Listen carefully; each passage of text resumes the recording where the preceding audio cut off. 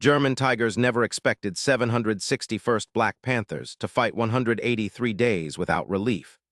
James Carter, from Birmingham, Alabama, operated a turret assembly station that produced 72 complete turret assemblies per shift.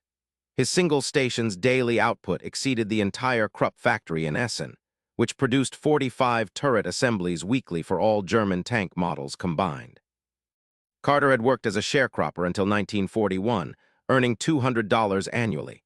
Now he earned $52 weekly, a 1,200% increase in income. His station employed hydraulic lifts capable of positioning 8-ton turret castings with precision measured in millimeters. The station cost $63,000 to install. Carter trained for 6 weeks before operating independently. By month 3, his productivity exceeded veteran workers. By month 6, he trained new workers. By month 9, he suggested a modification to the assembly sequence that reduced production time by 4 minutes per turret. The modification, implemented across all stations, increased daily factory output by 180 turrets. Carter received a $500 bonus. His suggestion saved 4 minutes per turret multiplied by 72 turrets per station multiplied by 24 stations multiplied by 3 shifts. 20,736 minutes daily, equivalent to 14.4 days of production time compressed into 24 hours. The time savings allowed the factory to produce an additional 432 turrets weekly, more than Germany's entire weekly turret production for all tank types. William Knudsen, $1-a-year man from General Motors, managed production integration across 17 factories in 6 states. His pre-war salary, $350,000 annually. His government salary, $1. His responsibility, coordinate production of 2,000 tanks monthly. Under his management, production reached 2,400 tanks monthly by December 1943, then 3,100 monthly by June 1944. Knudsen implemented assembly line techniques from automotive production, standardized parts, interchangeable components, parallel assembly stations. A Sherman tank in 1942 required 8,000 man-hours to produce. By 1944, production time, 1,600 man-hours. The efficiency improvement, 400%. German tank production remained artisanal custom fitting, hand adjustment, individual calibration. A Tiger I required 300,000 man-hours to produce. A Sherman required 1,600 man-hours. The ratio, 187:1. One Tiger equaled 187 Shermans in labor investment. America produced 49,234 Shermans total. Germany produced 1,347 Tiger Is. The mathematics were overwhelming. Americans discarded 2,400 pounds of aluminum scrap daily from a single factory producing tank components. Germany allocated 180 pounds monthly to each tank factory for all production. The ratio, 400:1. American waste exceeded German allocation by 2 orders of magnitude. The discarded scrap, if collected and shipped to Germany, could have produced 13 additional tanks daily. Americans threw away more aluminum in 1 week than Germany allocated to tank production in 1 month.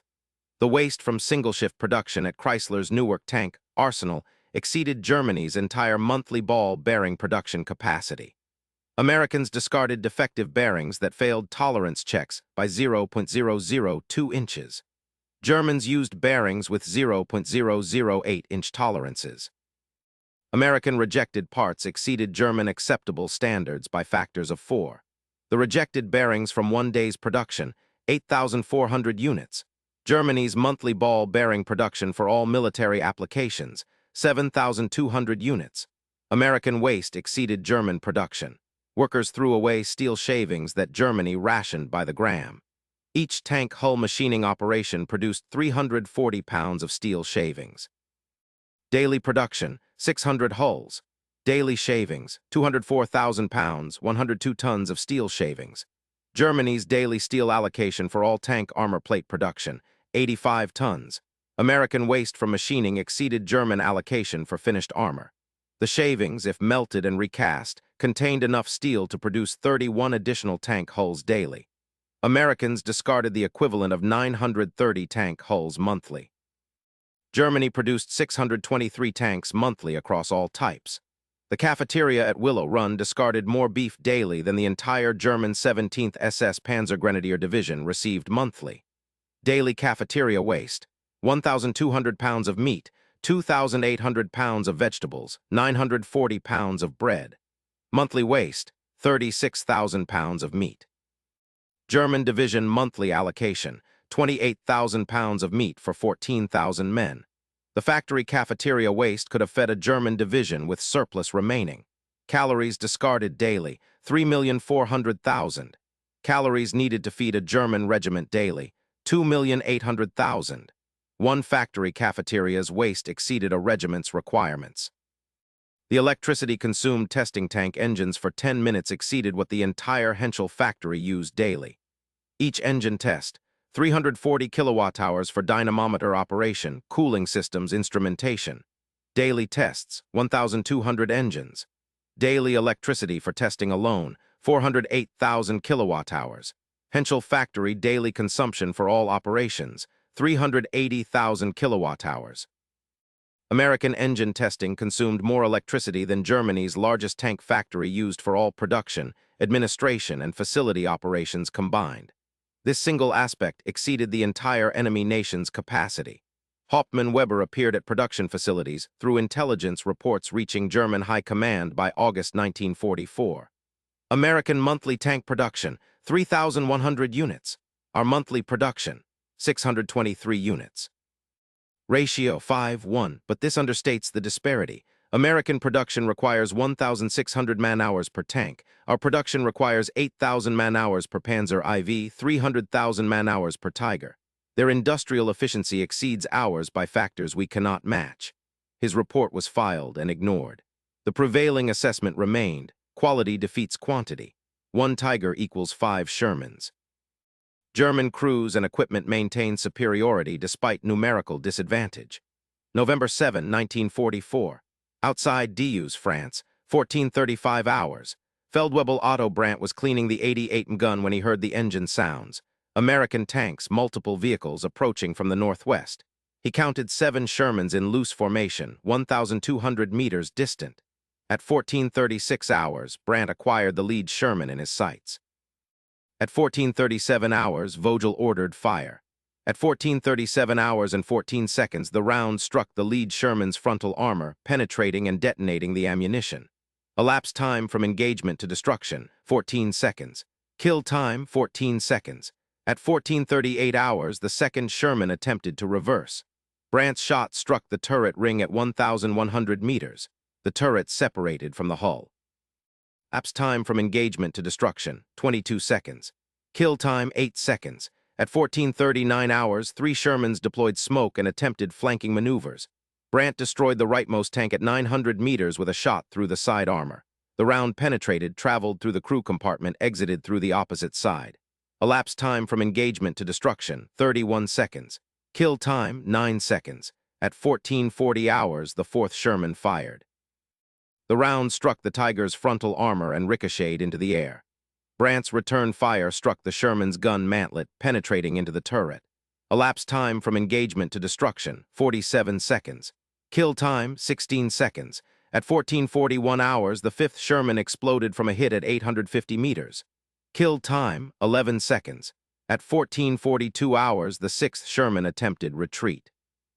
Brandt's shot struck the engine compartment at 1,400 meters. The tank caught fire. Kill time: 13 seconds. At 14:43 hours, the 7th Sherman disappeared behind a building. Brandt waited. At 14:44 hours, the Sherman emerged, attempting to escape. Brandt fired. The shot struck the thinner rear armor. The Sherman burned. Kill time: 9 seconds. Total engagement duration: 8 minutes 30 seconds. Enemy losses: 7 tanks, estimated 28 crew members killed or wounded. American losses from German perspective: total. Kill ratio: 7-0. German ammunition expended: 12 rounds, 7 hits, 5 misses. The ammunition expended in this 8-minute engagement exceeded what an American tank platoon allocated for monthly training exercises, but represented barely 2% of a Tiger's standard ammunition load. From Brandt's perspective, this was typical combat. From Vogel's assessment, this confirmed German superiority, but Vogel and Brandt were engaging elements of the 761st Tank Battalion's reconnaissance. At 14:45 hours, the actual attack began. 35 Shermans emerged from concealed positions simultaneously, supported by infantry and artillery. At 14:46 hours, artillery fire bracketed Vogel's position. At 14:47 hours, 4 Shermans engaged the Tiger from 3 directions simultaneously. At 14:48 hours, Vogel's Tiger took 3 hits on the side armor. At 14:48 hours and 40 seconds, the Tiger's transmission failed from shock damage. At 14:49 hours, Vogel ordered crew evacuation. At 14:50 hours, a Sherman fired high-explosive rounds into the immobilized Tiger. Elapsed time from American main attack to Tiger mission kill, 3 minutes 40 seconds. Intelligence dismissed the reports as exaggeration. No American unit maintains that tempo of operations, the assessment read. Oberst Vogel reviewed the after-action reports from surviving crews. Impossible. American colored troops lack the training for combined arms coordination. The reports must reflect confusion under fire, multiple units mistaken for one. He circulated a memo. Maintain current defensive posture. American attacks will diminish as their infantry and armor lose coordination. Hauptmann Weber reported to headquarters on November 12, 1944. The 761st Tank Battalion maintains continuous operations. They rotate crews but not vehicles. Their tanks remain in forward positions. Their logistics allow 24-hour operations. Yesterday, they covered 40 kilometers and engaged in 6 separate actions. No German Panzer battalion has achieved this operational tempo since 1942. He presented production data. American monthly tank production, 3,100 units. Our production, 623 units. American monthly truck production, 70,000 units. Our production, 3,500 units. American monthly artillery shell production, 4,200,000 rounds. Our production, 630,000 rounds. They operate with ammunition abundance that permits reconnaissance by fire. They expend ammunition to locate our positions, then concentrate fire. This single battalion expends more ammunition weekly than our entire division receives monthly. American production statistics from November 1944 confirmed staggering disparities. American tank production, 3,100 monthly. German tank production, 623 monthly. Ratio, 5:1. American artillery ammunition production, 4,200,000 rounds monthly. German production, 630,000 rounds monthly. Ratio, 6:7:1. American truck production, 70,000 monthly. German production, 3,500 monthly. Ratio, 20:1. A single American automotive plant in Detroit exceeded Germany's entire military vehicle production combined. This single facility produced more trucks in 1 week than Germany produced in 1 month. American gasoline production, 340 million gallons monthly. German synthetic fuel production, 28 million gallons monthly. Ratio, 12:1. One American refinery in Texas produced more gasoline daily than Germany's entire synthetic fuel industry produced weekly.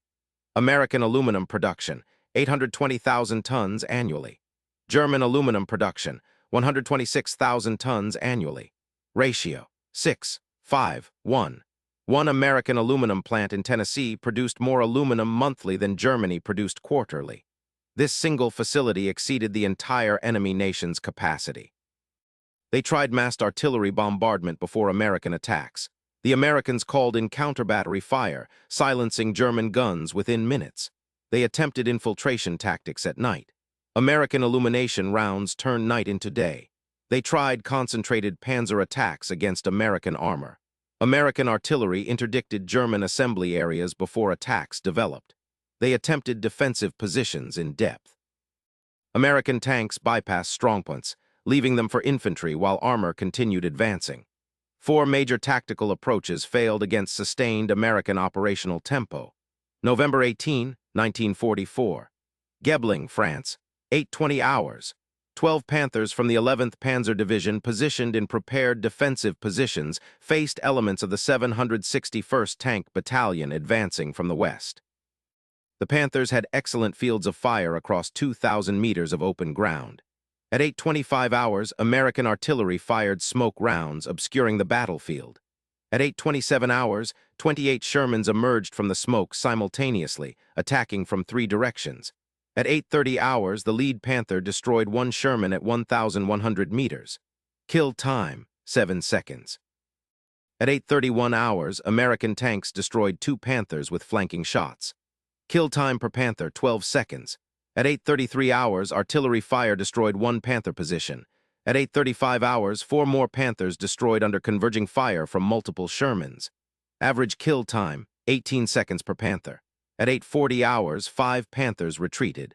At 8:42 hours, American tanks destroyed 3 retreating Panthers. By 8:45 hours, engagement concluded. Enemy losses: 10 Panthers destroyed, 2 Panthers damaged and abandoned, 50 crew members killed or captured. American losses: 3 Shermans destroyed, 2 Shermans damaged, 11 crew members killed, 8 wounded. Kill ratio: 10-3 in American favor, a reversal of expected German superiority. The ammunition expended exceeded the monthly allocation for an entire German panzer regiment.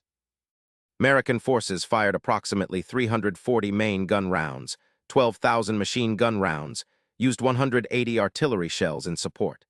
A German panzer regiment received monthly 280 main gun rounds, 8,000 machine gun rounds, 120 artillery support shells.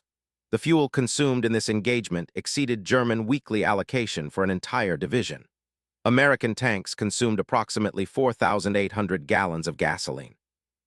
German weekly allocation for the 11th Panzer Division, 3,200 gallons.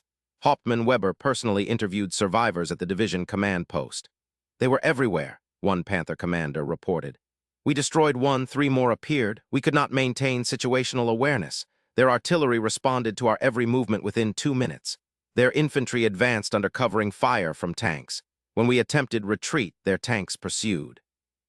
They maintained contact continuously." Weber's report. "The 761st operates with American abundance ammunition, fuel replacement vehicles. They accept losses we cannot sustain, replacing destroyed tanks within hours.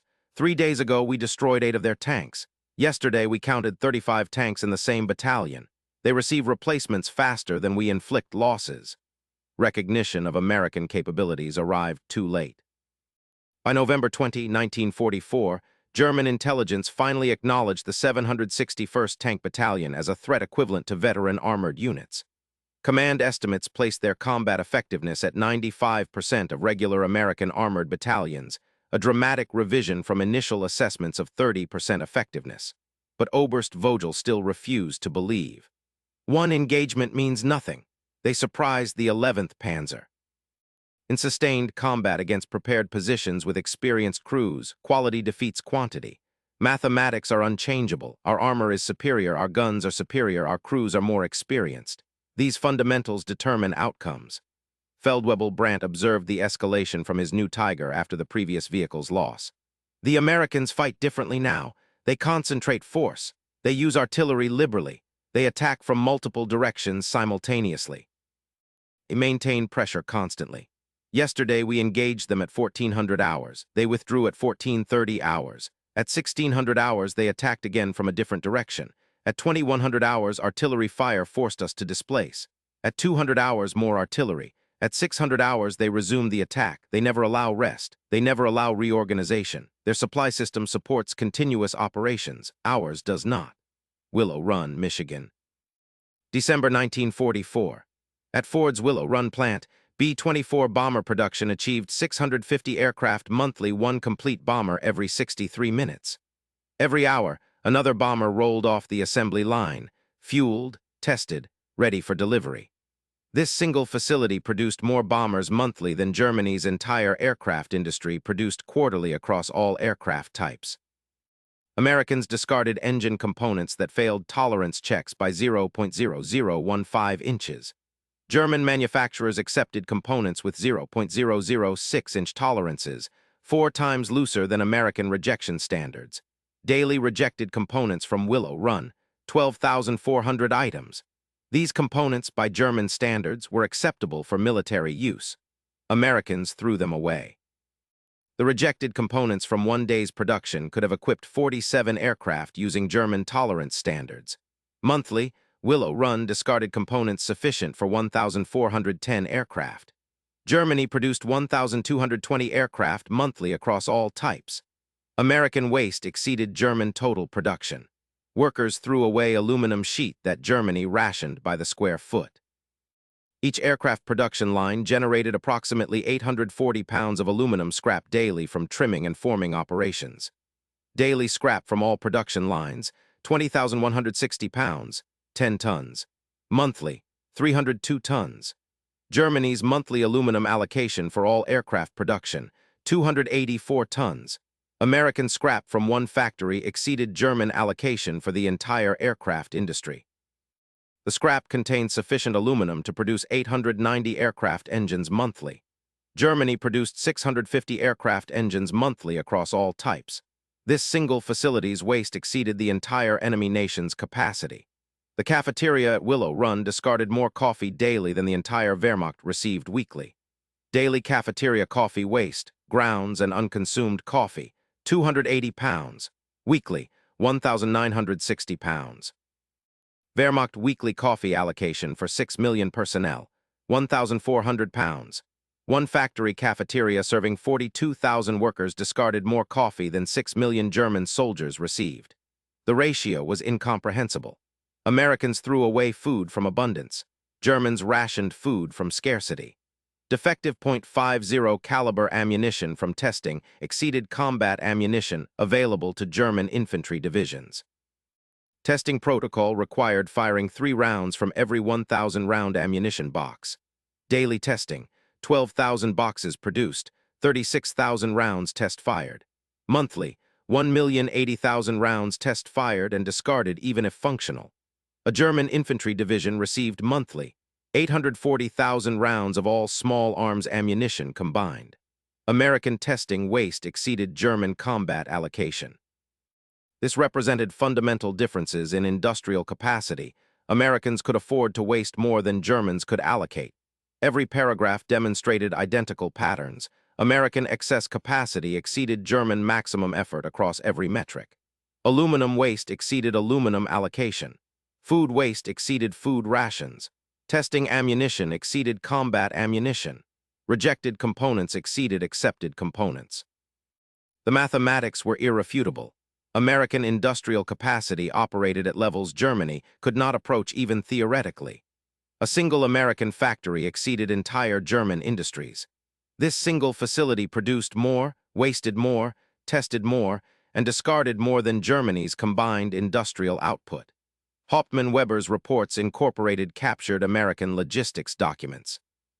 One American armored division receives daily 300,000 gallons of gasoline, 40 tons of ammunition, 15 tons of rations, 2 tons of replacement parts. Our Panzer Division receives daily 32,000 gallons of gasoline, 8 tons of ammunition, 4 tons of rations, 200 kilograms of replacement parts. The American Division receives 9 times more fuel, 5 times more ammunition, 4 times more food, 10 times more parts. They operate with abundance. We operate with scarcity. This explains their operational tempo. They maintain continuous operations because supply permits continuous operations. December 19, 1944. Singeling, France, 1340 hours. The 761st Tank Battalion faced elements of the 17th SS Panzer Grenadier Division defending Singeling. Intelligence reported 4 to 6 Panthers and substantial infantry. At 1345 hours, American forces began artillery preparation. At 1355 hours, artillery ceased. At 1356 hours, 12 Shermans advanced with infantry support. At 1358 hours, German defenses opened fire. At 1358 hours and 18 seconds, 1 Sherman destroyed by Panzerfaust at close range. Elapsed time from engagement to destruction, 18 seconds. At 1359 hours, a Panther destroyed 1 Sherman with a shot through the side armor at 400 meters. Kill time, 11 seconds. At 1400 hours, American forces withdrew under smoke. German defenders believed they had repelled the attack. At 1405 hours, American artillery resumed firing. At 1410 hours, American aircraft strafed German positions. At 1415 hours, American artillery fired for 10 additional minutes.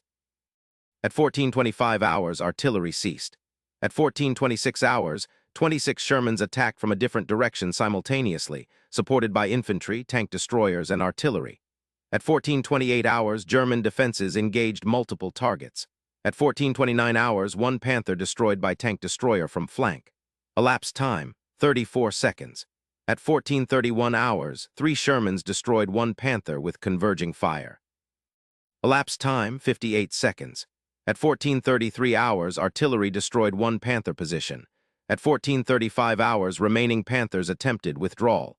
At 14:36 hours, American tanks destroyed 2 Panthers during retreat. Kill time per Panther, 14 seconds. At 14:40 hours, final Panther destroyed. At 14:45 hours, American forces controlled Singling. Total engagement duration from initial contact to objective secured, 105 minutes. Enemy losses, 6 Panthers destroyed, 2 Panthers abandoned, 84 infantry killed, 126 infantry captured. American losses, 4 Shermans destroyed, 6 Shermans damaged, 4 later repaired, 17 killed, 23 wounded. The ammunition expended in this engagement exceeded the monthly allocation for an entire German Kampfgruppe. American forces fired approximately 680 main gun rounds, 28,000 machine gun rounds, employed 460 artillery shells. A German Kampfgruppe received monthly 420 main gun rounds, 14,000 machine gun rounds, 280 artillery shells. American expenditure exceeded German allocation by factors of 1.6 to 2. Oberst Heinrich Vogel commanded the defense of Singling. At 14:38 hours, he was directing Panther movements from his command half-track when American artillery fire struck the vehicle. Shrapnel wounded him severely. At 14:39 hours, medics evacuated Vogel from his vehicle. At 14:41 hours, a second artillery salvo struck the evacuation point. Heinrich Vogel died at 14:41 hours and 37 seconds. Elapsed time from engagement to death, 3 minutes, 37 seconds. His final words, according to survivors, "How do they have so many shells?" Feldwebel Brandt survived the engagement, his Panther disabled by engine failure before contact. His testimony later, "This wasn't combat, this was systematic annihilation. They probed our positions, we revealed ourselves by firing, they withdrew. Their artillery destroyed every position we revealed. Then their tanks advanced against broken defenses. We had no counter. If we fired, we died from artillery. If we didn't fire, their tanks destroyed us at close range. They had unlimited ammunition. We rationed every round." January 1945. Interrogation Center, France. Hauptmann Ernst Weber testified after capture following the collapse of German lines in Lorraine. "We were not defeated by better soldiers, but by better factories. American tank production, 49,234 Sherman's total war production. German tank production, 1,347 Tiger is, 6,000 Panzer IVs, 6,000 Panthers total war production. One American tank factory, Chrysler Newark, produced 18,000 tanks. This exceeded our entire Panther production by a factor of 3. A single American factory produced more than our entire industry." Weber continued, "Consider logistics. An American armored battalion received 300,000 gallons of gasoline weekly. Our Panzer battalion received 14,000 gallons weekly. Ratio, 21:1. They operated with abundance we could not imagine. When they lost tanks, replacements arrived within 48 hours. When we lost tanks, we waited weeks for replacements that never came. By December 1944, 11th Panzer Division had 12 operational tanks. We were a Panzer Division with 12 tanks. The 761st Tank Battalion had 54 operational tanks. Their single battalion exceeded our entire division." Feldwebel Otto Brandt testified separately. "I saw the pattern. In November, we faced them with 23 Tigers and Panthers. By December, we had 8 operational vehicles. By January, we had 2. They destroyed our tanks faster than we received replacements. They replaced their destroyed tanks faster than we could destroy them. The mathematics were inevitable. I destroyed 14 American tanks in November. They brought 40 replacements. I destroyed 8 tanks in December. They brought 30 replacements. In January, my Tiger broke down, no spare parts, no recovery vehicle, no replacement tank. We abandoned it. The Americans recovered it, studied it, and built countermeasures. They turned our technical superiority into engineering data." Additional testimonies from German officers revealed consistent patterns. Major Hans Kruger, operations officer. "We brought swords to a factory war." Every engagement revealed the disparity. We concentrated forces for local superiority. They brought more forces. We conserved ammunition. They fired at every suspected position. We rationed fuel. They operated continuously. The mathematics were irrefutable. They outproduced us, outgunned us, outlasted us. Colonel Wilhelm Roth, intelligence officer.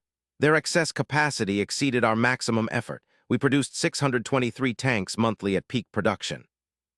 They produced 3,100 monthly as standard production. We allocated 28 million gallons of synthetic fuel monthly for all military operations. They consumed 300 million gallons monthly. We produced 630,000 artillery shells monthly. They produced 4,200,000 monthly. Every category showed identical patterns. American routine exceeded our maximum. Captain Friedrich Stein, logistics officer. They could lose 500 tanks and replace them in 5 days. We lost 50 tanks and required 2 months for replacement. They wrote off damaged vehicles and brought new ones. We repaired damaged vehicles repeatedly because new ones weren't available. Their maintenance replaced components. Our maintenance improvised repairs with salvaged parts.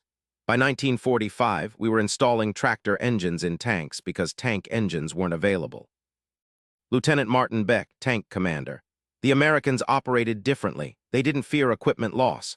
They risked tanks because replacements were guaranteed. We protected equipment because replacements were impossible. This created tactical asymmetry. They attacked aggressively, accepting losses. We defended cautiously, avoiding losses. Aggressive attackers with unlimited reserves defeat cautious defenders with no reserves. The mathematics were absolute. Production statistics stated by German officers confirmed staggering disparities. American tank production total war production, 88,410 tanks and tank destroyers. German tank production total war production, 67,429 tanks and assault guns. American truck production, 2,382,311 vehicles. German truck production, 346,914 vehicles. American artillery production, 41,170,000 rounds in 1944 alone. German artillery production, 7,620,000 rounds in 1944. American aircraft production, 96,318 aircraft in 1944. German aircraft production, 39,807 aircraft in 1944. American aluminum production 1944, 820,000 tons. German aluminum production 1944, 126,000 tons. American steel production 1944, 81 million tons. German steel production 1944, 28,500,000 tons. American synthetic rubber production 1944, 762,000 tons. German synthetic rubber production 1944, 118,000 tons. American explosives production 1944, 1,340,000 tons. German explosives production 1944, 568,000 tons. Every metric showed American production exceeding German production by factors of 2, 1 to 10, 1. Single American factories exceeded entire German industries. This pattern held across every category of military production. The 761st Tank Battalion's record confirmed the pattern. Days in continuous combat, 183 days without relief, a record for American armored battalions in the European theater. Enemy casualties inflicted, approximately 6,000 killed, wounded, or captured. Towns and villages liberated, 30 major towns, 15 smaller villages. Enemy vehicles destroyed, approximately 130 tanks and assault guns confirmed, plus additional unconfirmed. Distance covered, approximately 2,000 kilometers from introduction to combat through end of operations. Ammunition expended, approximately 140,000 main gun rounds, 4,200,000 machine gun rounds. Fuel consumed, approximately 1,800,000 gallons. American casualties, 71 killed in action, 236 wounded in action, 24 missing in action. Kill ratio in direct combat, approximately 85-1 favorable. Tanks lost to enemy action, 24 destroyed, 42 damaged and repaired. Tank replacement rate, average 48 hours from loss to replacement arrival. The battalion received 144 replacement tanks during 183 days of operations, more tanks as replacements than Germany assigned to 3 panzer divisions combined. This single battalion consumed more resources and inflicted more casualties than entire German divisions. The mathematics were overwhelming. The 761st Tank Battalion proved that democratic production combined with integrated combat forces defeated authoritarian theories of racial superiority. Free workers in Detroit and Pittsburgh outproduced forced laborers in German factories. Integrated American units outfought supposedly superior German formations. Industrial abundance buried ideology under statistical certainty. Democratic cooperation exceeded totalitarian command in every measurable category. The Germans brought military tradition, the Americans brought factories. The Germans brought tactical excellence, the Americans brought strategic abundance. The Germans brought veteran crews, the Americans brought replacement crews delivered within 48 hours. The Germans brought careful rationing, the Americans brought wasteful abundance. The Germans brought efficient production, the Americans brought overwhelming production. Every German advantage faced American counterbalance that negated it through sheer scale. November 8, 1944, Oberst Heinrich Vogel had laughed at the prospect of Negro tankers fighting against his forces. March 24, 1945, his command was destroyed, his division scattered, and he was dead. His mockery became history's most comprehensive miscalculation, measured in the complete collapse of German defensive lines across the Western Front. The 761st Tank Battalion, dismissed as inferior, fought for 183 consecutive days, helped liberate concentration camps, and received recognition as one of the most effective armored battalions in the European theater. Their success proved that democratic nations fighting with the strength of free industrial workers and integrated forces exceed authoritarian regimes built on false theories of superiority. The lesson remains permanent. Dismissing democratic nations as weak because they prefer peace, or underestimating free people's productive capacity because they value individual liberty, invites catastrophic miscalculation. Industrial democracies mobilized for war possess advantages that authoritarian regimes cannot match: voluntary cooperation, distributed initiative, economic efficiency, and moral legitimacy. These advantages, once mobilized, produce military forces that overwhelm opponents through sustained abundance. Mathematics determines outcomes. Production determines victory. Free societies outproduce enslaved societies. The 761st Tank Battalion's 183 days of continuous combat demonstrated these principles with 6,000 enemy casualties and 130 enemy vehicles destroyed. Their service proved that courage, competence, and commitment transcend prejudice, and that democratic armies fighting for liberation defeat authoritarian armies fighting for domination. The mathematics, as Oberst Vogel once said, were undeniable. He was correct about mathematics determining outcomes. He was catastrophically wrong about which side mathematics favored.